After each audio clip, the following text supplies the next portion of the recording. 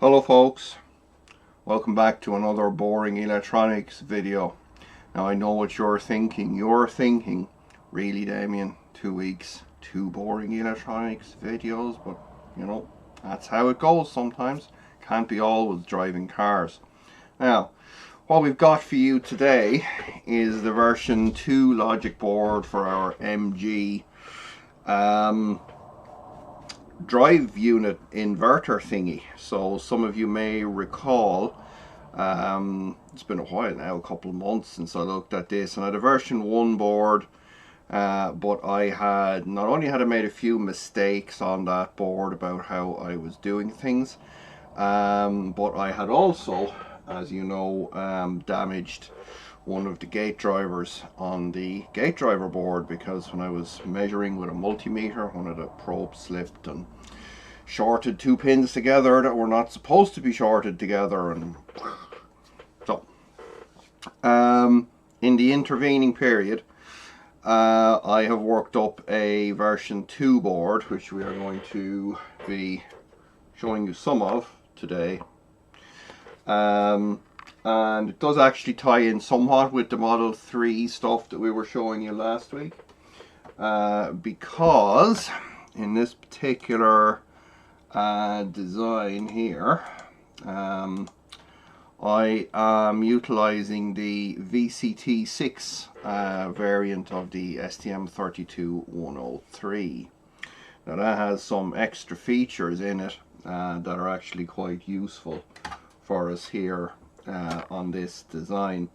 So the first thing that I've changed from the V1 is that we no longer use a separate hardware based circuit to make the 130 kilohertz push-pull drive for the isolated gate driver. The STM32 has a spare timer, so we're using that now to create that drive signal. And secondly then, because this is the 100 pin part, we've got lots more digital I/O pins to use, so we can connect all of our 6 chip select lines for our SPI to individual pins, and that does make life quite a bit easier. So that and a few other changes here, mostly just putting in test points and stuff that I'll be able to show you here on the desk fairly soon. And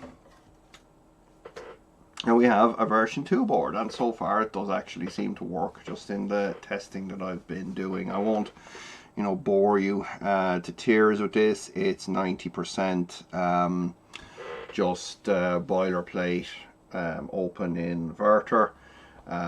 Exceptions being we have a 30 volt power supply here for the gate driver, and a little bit of logic level translation going on here for both for the PWM signals to the gate drivers and for the SPI to and from the gate drivers. Now, so most of what I've been doing for about the past week has been working on the SPI communication.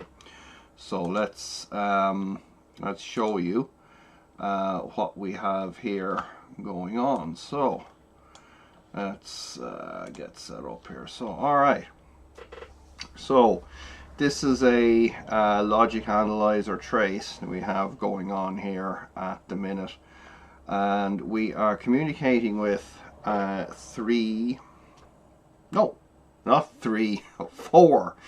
of the 6 gate drivers on a continuous basis. And the reason for that is, I'll get this camera now away from my face and be able to show you here what we have going on rather than just looking at me. Okay, hopefully this won't go into some kind of weird video feedback thing.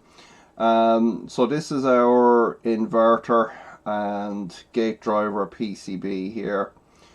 This is our logic board and the analog discovery hooked up that you're looking at the SPI tracing here.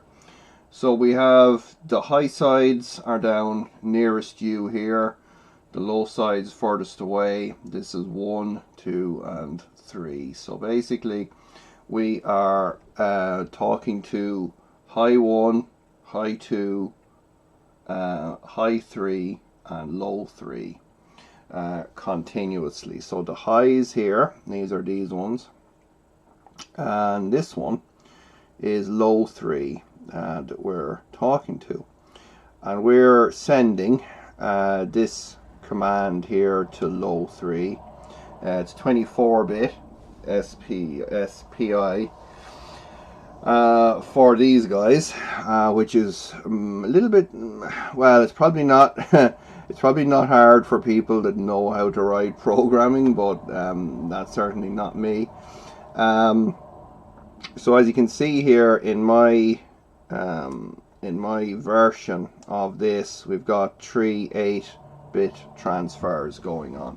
Now we'll get more into that a little bit later on, but we're basically saying 4001D2 to the driver, and the driver is responding with 4000FD. So what does all that junk mean? Well, this took quite a bit of working out, because as I mentioned in the previous video, you're not allowed to have this SPI data. The data sheet that you can get for the GD3100 is this guy here, which the name of it, as you can see here, is the MCGD3100_SDS, which I'd assume stands for short form data sheet, and it has no just has a bit of basic info, but has absolutely nothing about the SPI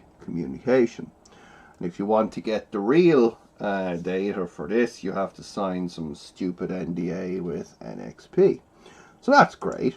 So what's this data sheet, you might say? Did you get a illegal copy? No, I did not.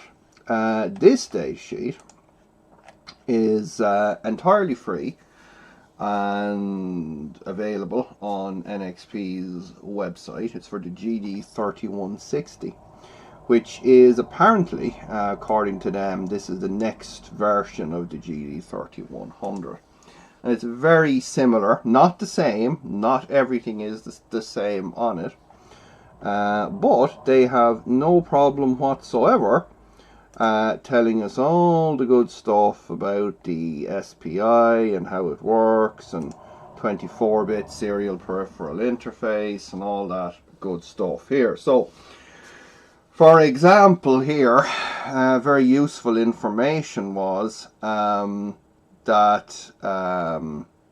it's a 16-bit command word, 8-bit CRC, tells us the clock, and this also tells us then the timings and the SPI protocol, and these are entirely the same between the GD3160 and the GD3100. So some very useful info there. So let's get back to this. So 4001D2, we can ignore the last byte, that's the CRC. So what we're basically saying to the to our, and it's the same command by the way, we're sending 4001 to all 4 of these driver chips. And what that's asking it to do, the 4 is basically asking it to read its internal analog to digital converter, and the 1 tells it which channel to read.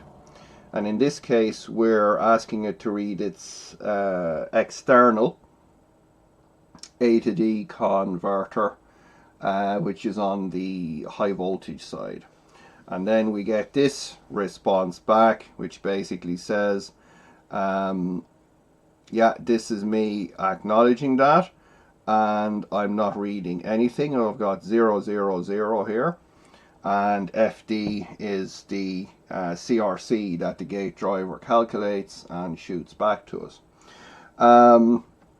So if we were to do something crazy, like take a little 9-volt battery here, and that's positive, and we take this guy and we say, yeah, that's for positive, and I'm going to connect this to the high voltage bus on the inverter, and you guys watch this 400 scenario here. Ooh, now it's 4010, and the CRC has changed obviously. If I remove the 9-volt battery, we're going to see that 10 starting to decay back. There it goes, 0, 0, F, and so on. So the high voltage bus in this inverter is read by the low 3 gate drivers A to D converter. And we get a number here then, so I can see it's going 0D, 0C. It's basically dropping off. So we can go to our web interface if we wished, and we're going to look at, in this case, MGRX3 here. Turn the reload back on, and we should see that number. Yeah, there it goes. So it's now 10, keeping in mind these are decimal numbers, so 10 decimal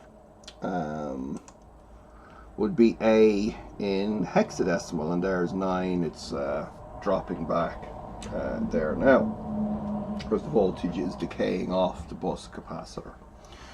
So this is basically us now reading the high voltage bus, which was one of the things we needed to work out. So if I change now, I change my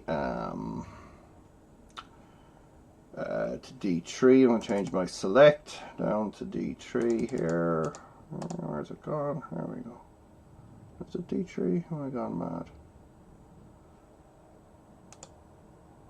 Sorry. I think it was a D3 or D4. I don't know. Yeah, that's D3. It should have been on. Oh. Yeah, I'm an idiot as usual. D3. There it is. So we'll see that again we're sending the same command, 4001. So we're saying to the, in this case this is the high 3, or sorry, the high 1 driver here. We're saying to that, hello, I would like to read your external isolated analog to digital converter, please. And it says no problem at all, and I'm going to respond to you with 300. So this number in the middle here can be a maximum of it. It's a 12, not a 12, a 10-bit number. So it's 1023. It's 1023 decimal, or 3FF in hexadecimal. You see this number is starting to drop back a little bit. We're going from 300 to 2FF because as the temperature sensors heat up here, the number decays back.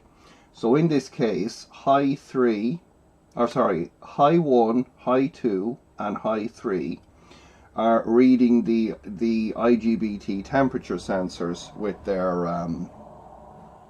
their external A to Ds.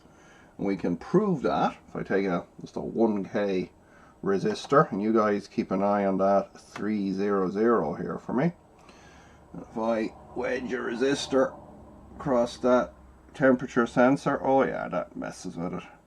Now we've gone to 12E, and take that off, and it goes back to 300. Wow, I know.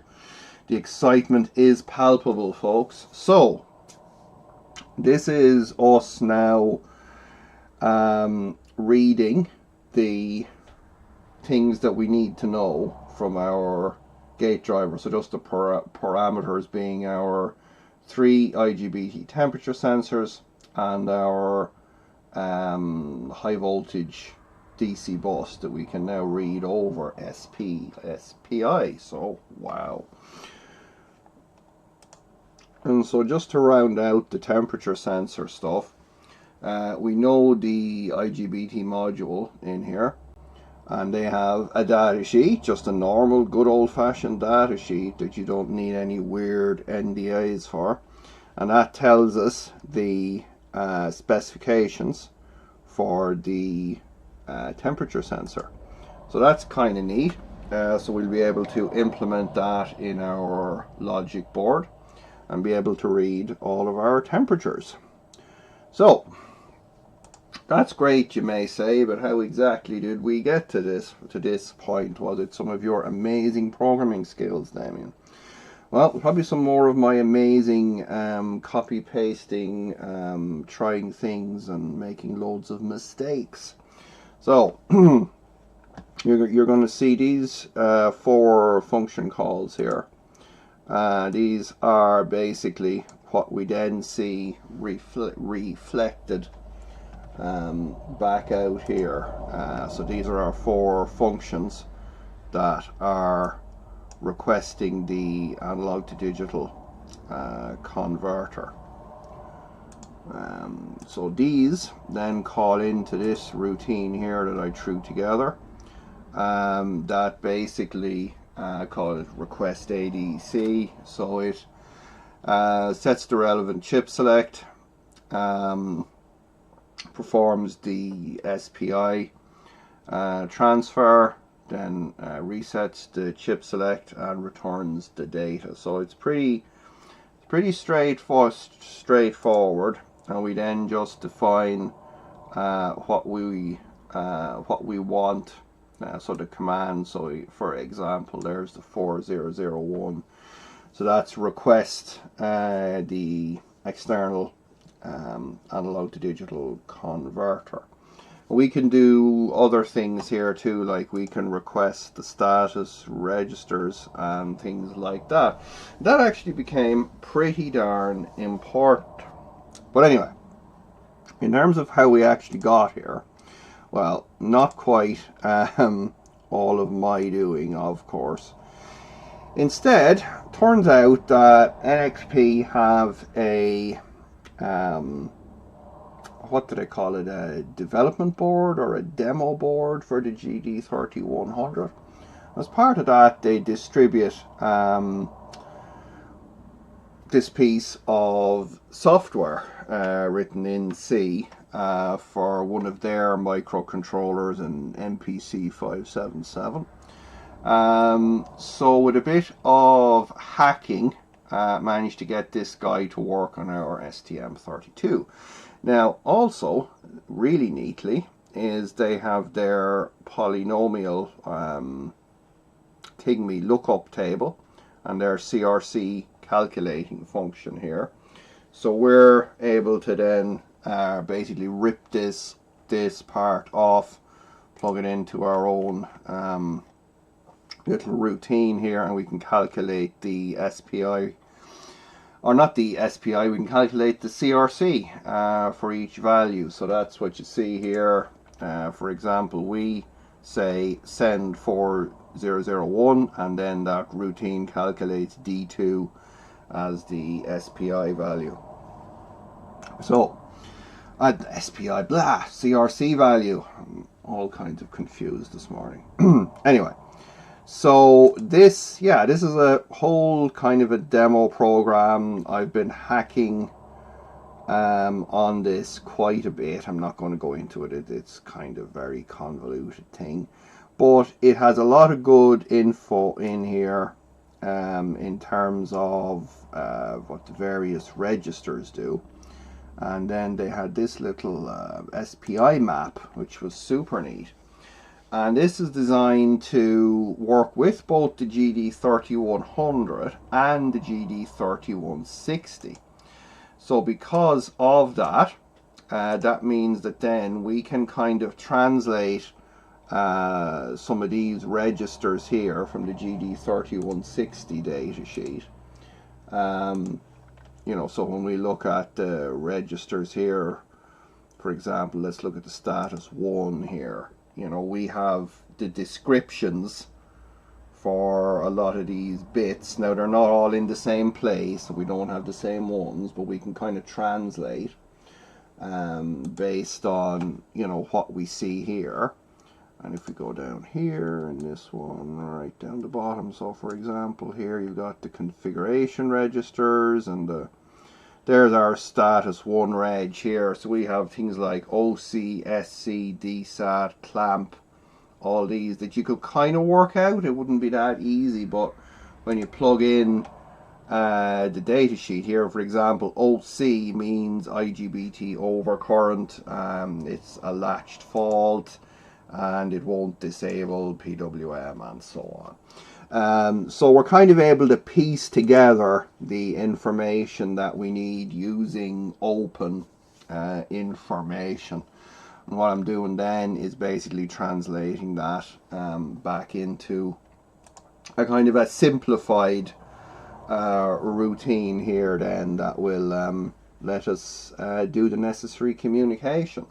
Now, one of the things that we do have to do is we have to configure the gate drivers. So for example here, this routine sets DSAT thresholds and all kinds of configuration stuff. Now you might think, well, you know, obviously, do we know what these configurations are or what they're supposed to be for this? And the answer to that is yes, we do.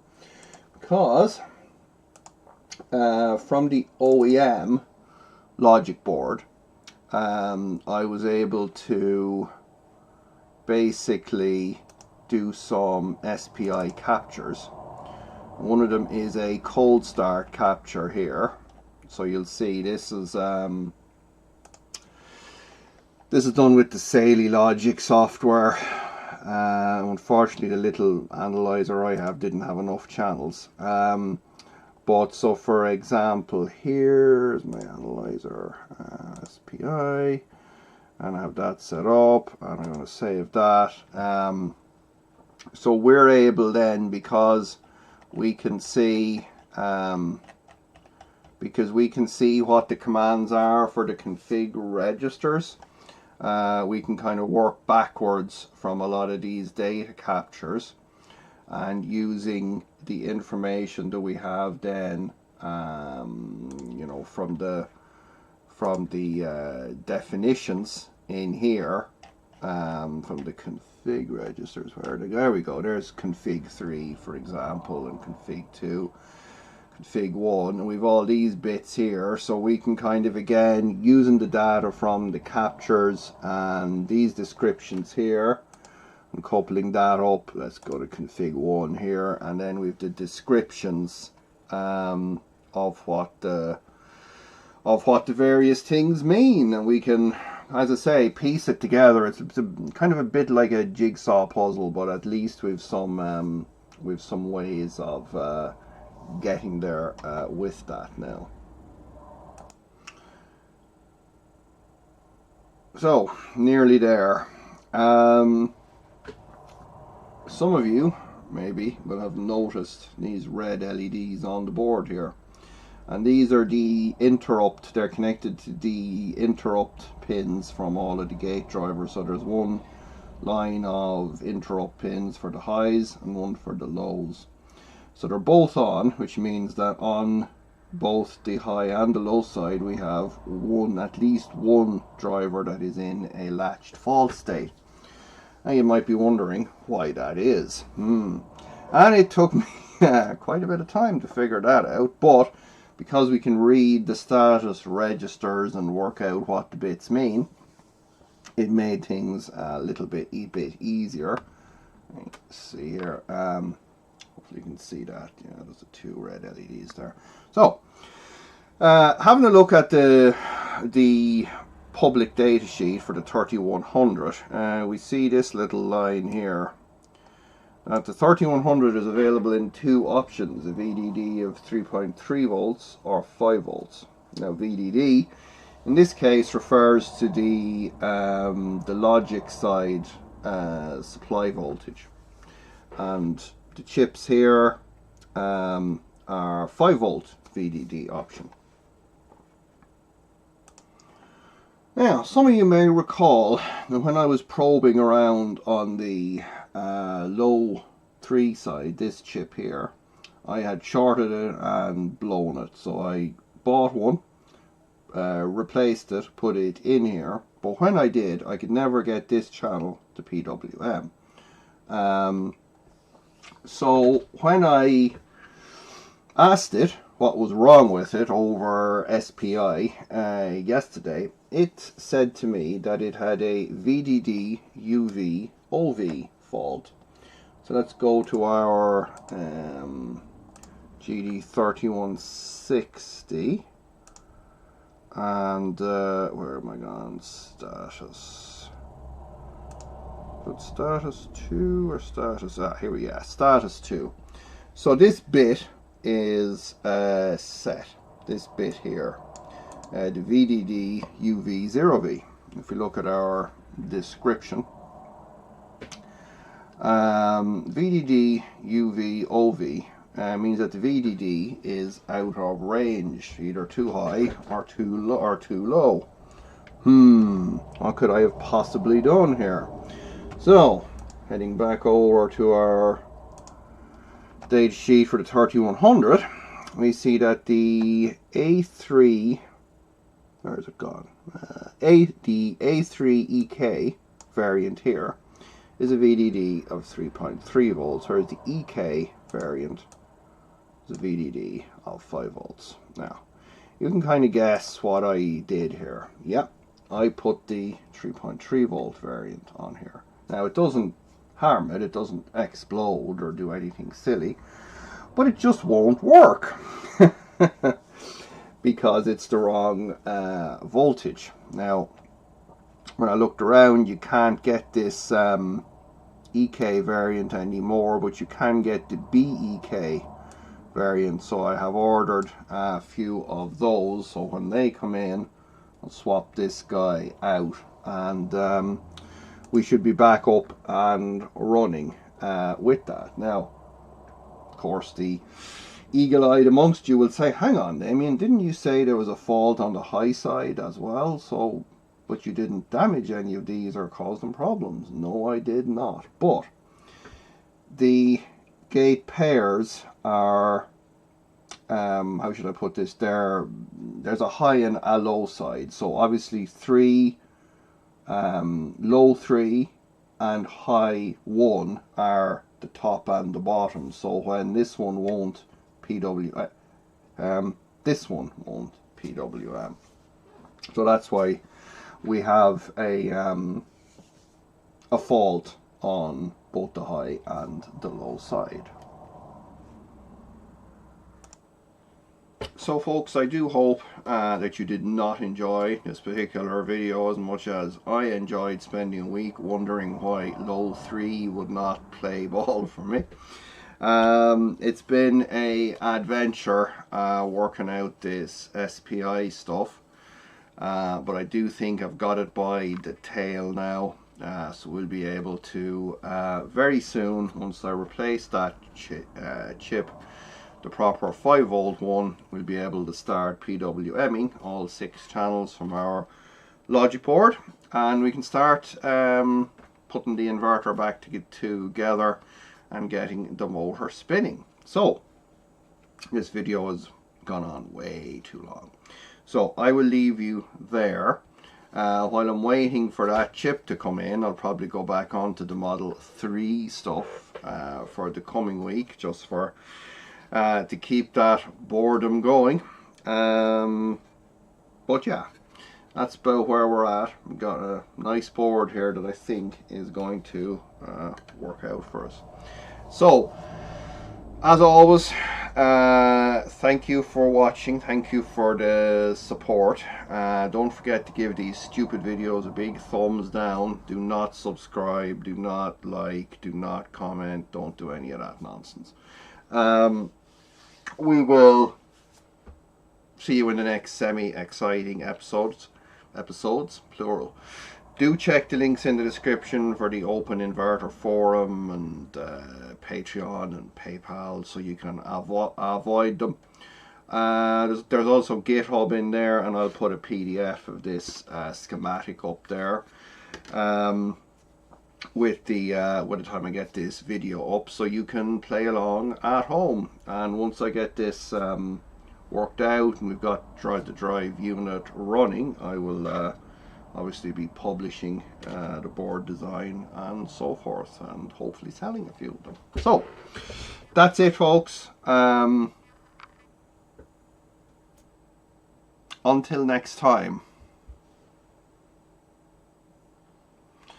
happy gate driver re-desoldering.